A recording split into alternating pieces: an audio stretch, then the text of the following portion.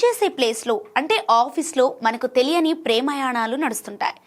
గుట్టు చప్పుడు కాకుండా గప్చుప్గా కథ నడిపిస్తుంటారు. అయితే ఈ వర్క్ ప్లేస్ రొమాన్స్లో అన్ని జంటలు సీక్రెట్గా మెయింటైన్ చేయరు. కొందరు బయటపడతారు, నిజం ఒప్పేసుకుంటారు. గప్చుప్ ప్రేమల వేదికైన ఆస్లే మాడిసన్ ఆ విషయంపై ఓ అధ్యయనం జరిపింది. ఇందులో భారత్ సెకండ్ ప్లేస్లో నిలిచిందట.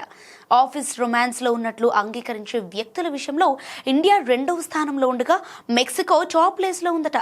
భారత్లో దాదాపు 40% మంది తమ కలీగ్తో ప్రేమలో ఉన్నట్లు అంగీకరించారు. ఆఫీస్లో ప్రవర్తన నియమావళి ఉన్నప్పటికీ ఈ తరహా రిలేషన్షిప్స్ చాలా మామూలు వ్యవహారమని తాజాగా అధ్యయనం అంటోంది. ప్రతి 10 మందిలో 4 తమ సహోద్యోగితో డేటింగ్ చేస్తున్నారని తేలింది.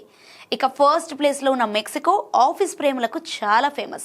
43% మంది తమ సహోద్యోగితో ప్రేమలో ఉన్నామని అంగీకరించారు. 2022 సర్వే ప్రకారం ప్రతి 10 మందిలో 6 ఆఫీస్ రొమాన్స్లో మునిగి తేలుతున్నట్లు వెల్లడైంది.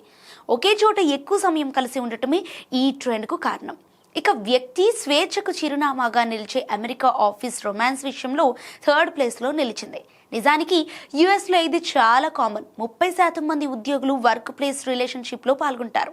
సహోద్యోగులను కలవటానికి, వృత్తిపరమైన సరిహద్దులను దాటి కనెక్ట్ అవ్వటానికి అమెరికన్ కల్చర్ కూడా అనుమతిస్తుంది. కానీ ఈ రొమాన్స్ డైనమిక్స్ ఉత్పాదకత, కార్యాలయ నైతికత, హెచ్ఆర్ విధానాలను ప్రభావితం చేస్తాయి. కంపెనీలు స్పష్టమైన మార్గదర్శకాలను, ఆకస్మిక పరిస్థితులను నిర్దేశించడానికి ప్రేరేపిస్తాయి. సో యూకేలో దాదాపు 1/3 మంది ఉద్యోగులు ఆఫీస్ ప్రేమలను అనుభవిస్తున్నారు. వర్క్ ప్లేస్ రిలేషన్షిప్స్ని యూకే కంపెనీలు టాలరేట్ చేస్తాయి. అయితే వారి ఆందోళనంతా ఫేవరిజం, సీక్రెసీ గురించే.